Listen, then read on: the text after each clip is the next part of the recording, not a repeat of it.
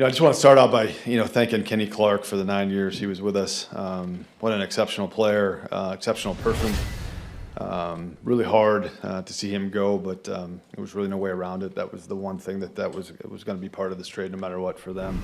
I also want to thank the Dallas Cowboys just for their professionalism through this, and our organization as well. I just think some of the times these things are very hard to keep, under wraps as you work through them. And I think, again, very, very thankful for them, and then our guys as well as we navigated through this. So, with that, I'll take questions. Brian, you mentioned Kenny Clark, the first-round picks, obviously the money. What does bringing in Micah signify for this team? No, I think, obviously a player like Micah, and is very unique and very rare is it that they're available, right? So as this kind of came together, it was just one of those things where it was a unique opportunity for us, and it was going to cost, right? There was going to be some expense with it, but we just kind of thought it was the best thing for our football team, and we're excited to get him. We're excited to get him out there and get him with our team so that he can get up to speed as fast as possible. Obviously, you weren't here when they signed Reggie, but I'm sure Ron was here. Obviously, did they ever talk to you about what that meant? And is there maybe some parallels with Micah being? Yeah, I don't think there's really any parallels to that at all. I mean, again, I wasn't here, so it's hard for me really to compare that. Different time. I think the Packers organization was in a different space at that time. So I can't really comment on that. Mike is his own man, and he's going to forge his own path here.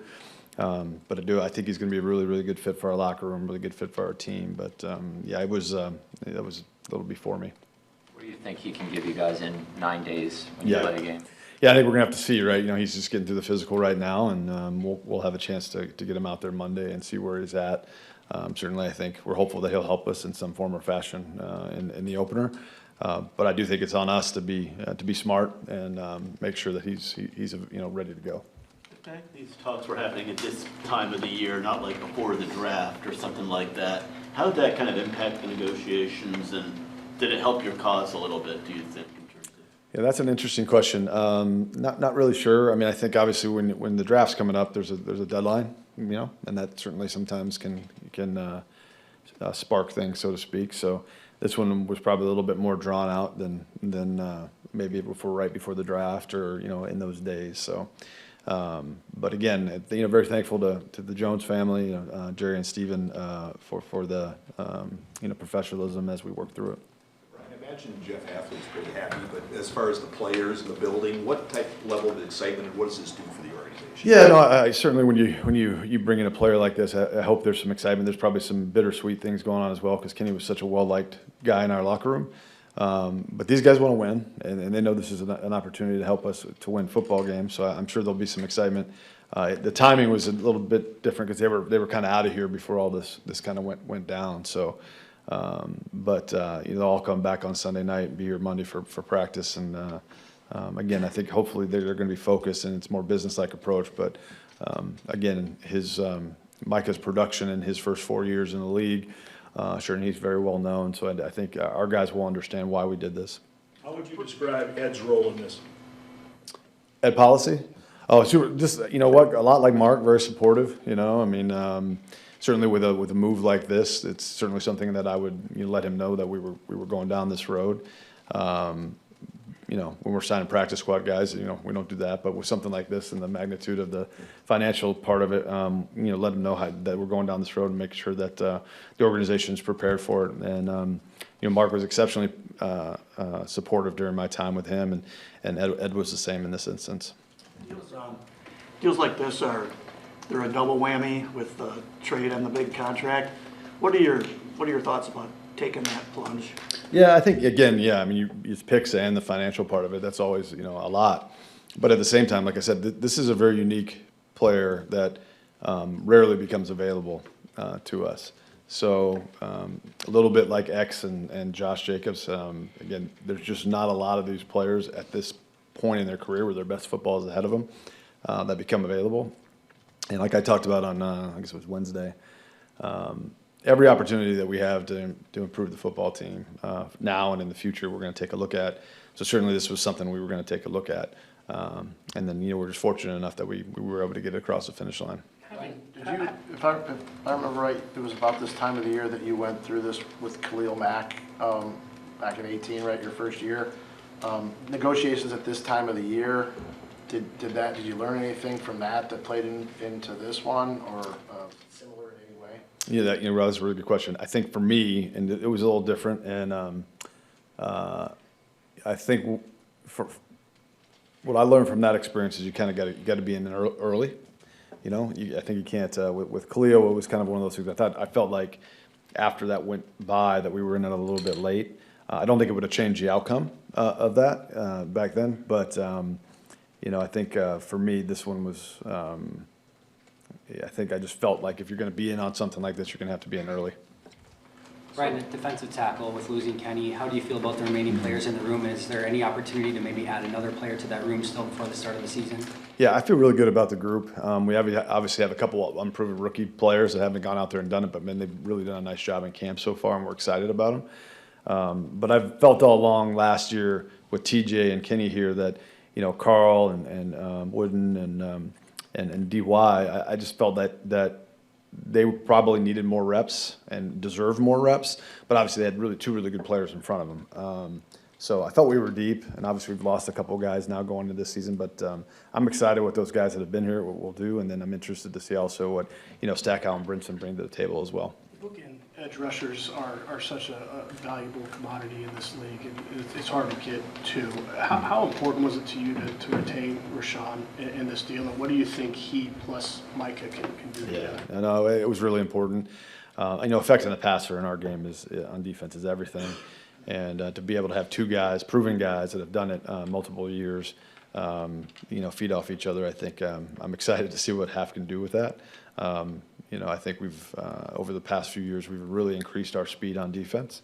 With Edge and Quay and Bull in the nickel, it's certainly Xavier in the back end. So I think we've really increased our speed, and I'm excited about that. And Lucas Van Ness as well. Were there points in your talks with the Cowboys where they said he's not available, and then did it take a little while? At what point did you believe that he was available? Yeah, I'll keep most of those details in my conversations with them between us. But, I think, the chances of these things kind of happen are pretty slim, and I kind of think that was my mindset the whole time. I was going to keep the conversations going because of the uniqueness of the player. I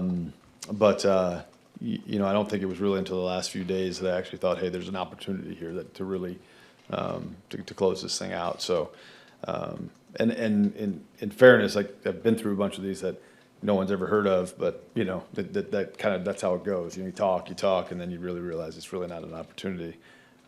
So when the opportunity kind of opened a little bit, you really thought that this could happen. It was pretty exciting, and we kept in it.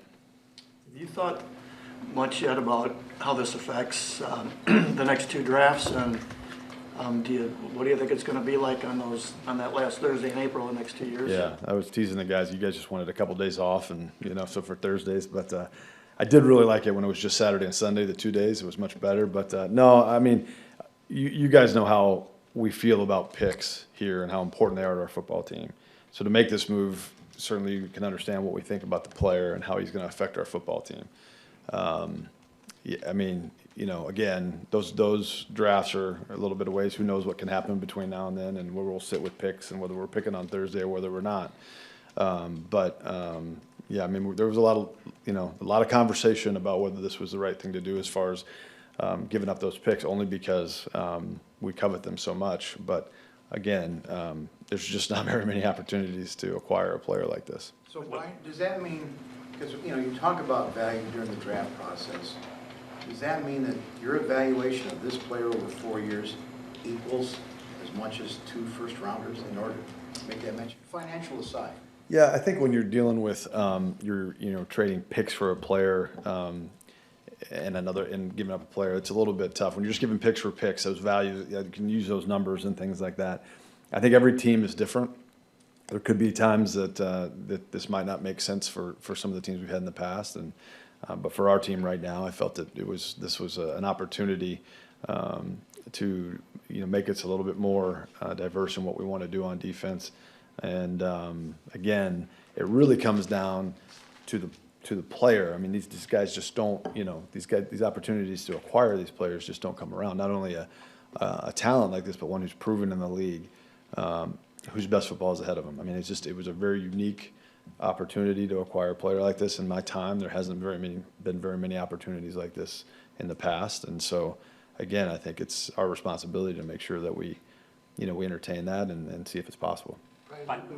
Who, if anyone, did you seek out to, that maybe had been around Micah at any time to talk about? Yeah, again, I'm not going to go into details of who we talked to and the conversations, but certainly there's been people around him in his pro career that we have close ties with. And then certainly, we put a lot of time, as you guys know, into the scouting process. So a lot of our information comes out of that. But in Dallas, there was people that we were close with that have had a lot of time with him.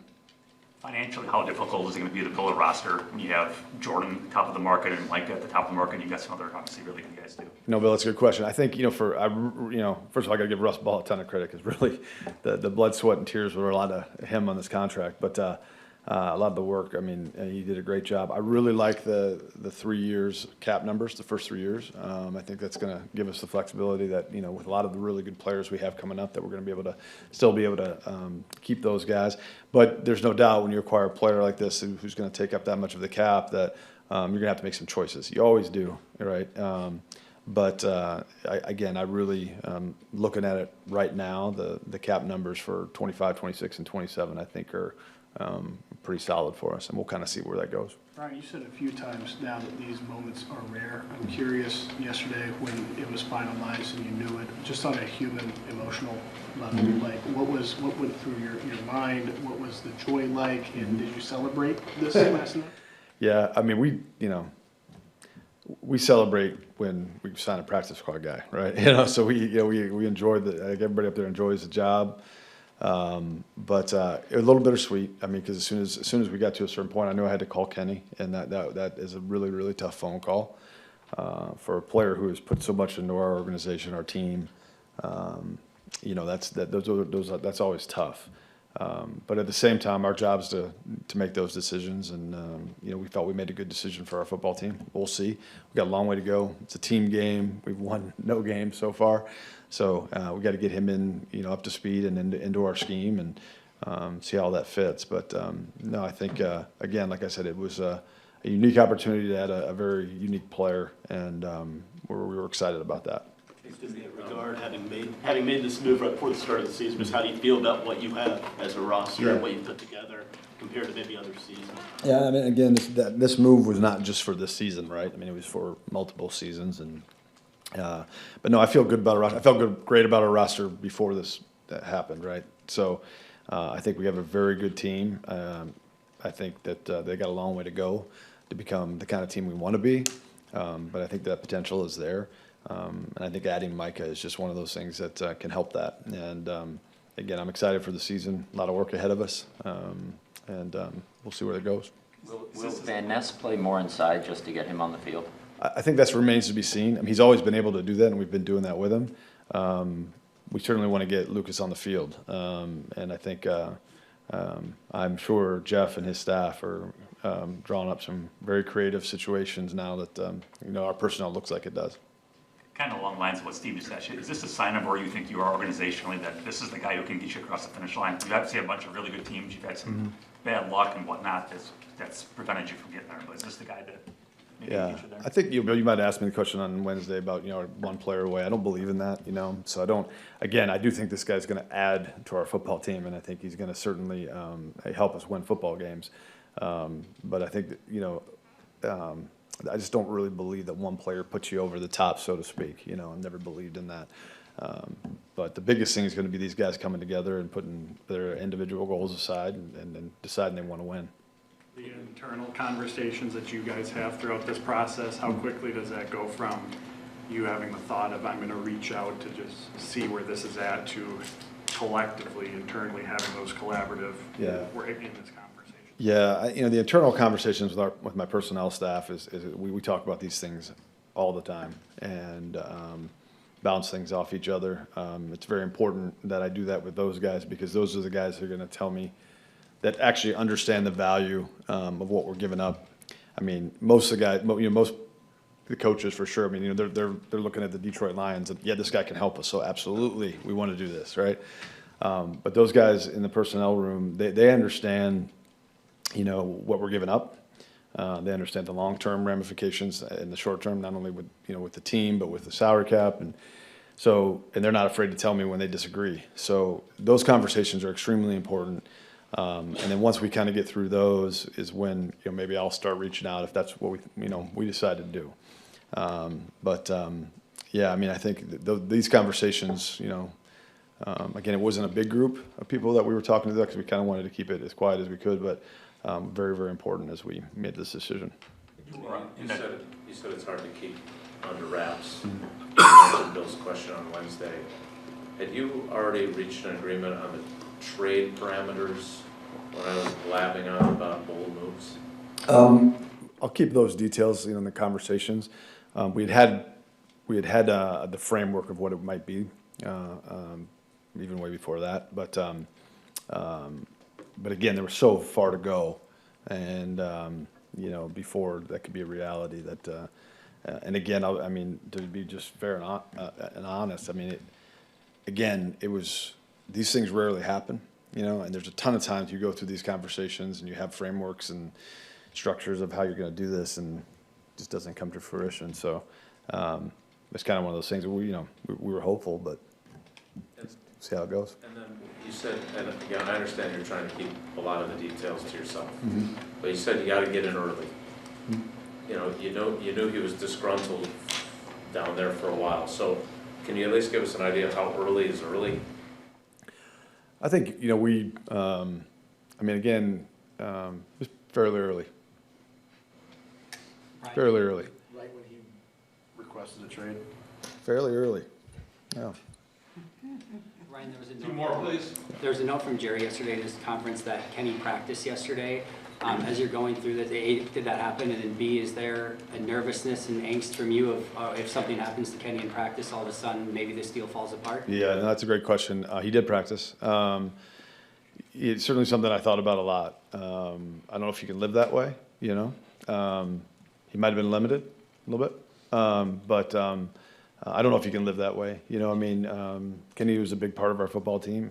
There was a very good chance even then that he may end up playing for us against Detroit in week 1, and he needed to practice. So, those are tough decisions, but to hold a player out of practice for a maybe, that's just not something I was willing to do. Going back to that draft in 21, obviously you were way down the bottom and he went 12th. Did you study him a lot at the time? What did you think of him then? Is he what you thought? Is he better than you thought? If you guys remember, he didn't play. I don't know if he played at all that last year before he came out. I don't remember exactly why. But anyway, he was a stand-up linebacker, right? That's what he was coming out. And I did go to the pro. I was at the pro day. And that's where, the athletic traits, they jump off the tape with everything he did in college. At the pro day was the first time where someone really put him through some, serious pass rush drills. And on tape, he'd come off the ball, he'd blitz, and he'd rush a passer, and you could see that. But the pro day was the first day they really put his hand in the dirt, and they did a lot of drills where you just were like, you saw 2 or 3 reps, and you were like, well, what else do you need to see? It was one of those just rare things. So I think everybody kind of knew that when he came into the league, he was going to do some rushing the passer, and I think his first year he kind of split time almost equally, standing up and rushing the passer, and then he just kind of started moving more towards just a pass rusher because it was so valuable, But yeah, I mean, we scouted him really good. I mean, those guys are fun to watch, even though you may know that's a pretty unrealistic chance you got a chance to take him. But when you see the great ones, you like to watch them, So. Hey, Goody, we're not going to burden him with the Reggie White comparison. I understand that.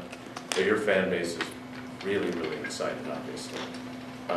You remember being a student at Eau Claire or at Oh my gosh. at lacrosse? Eau Claire? Come on, I got way more.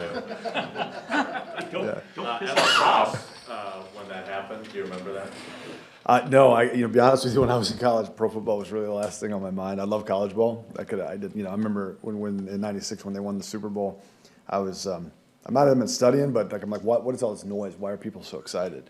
And there was the whole campus was going downtown to the bars. I'm like, what's going on? I never really followed pro football until I interned here too much. So I was just a college guy. My dad was a college coach, and that's what I followed.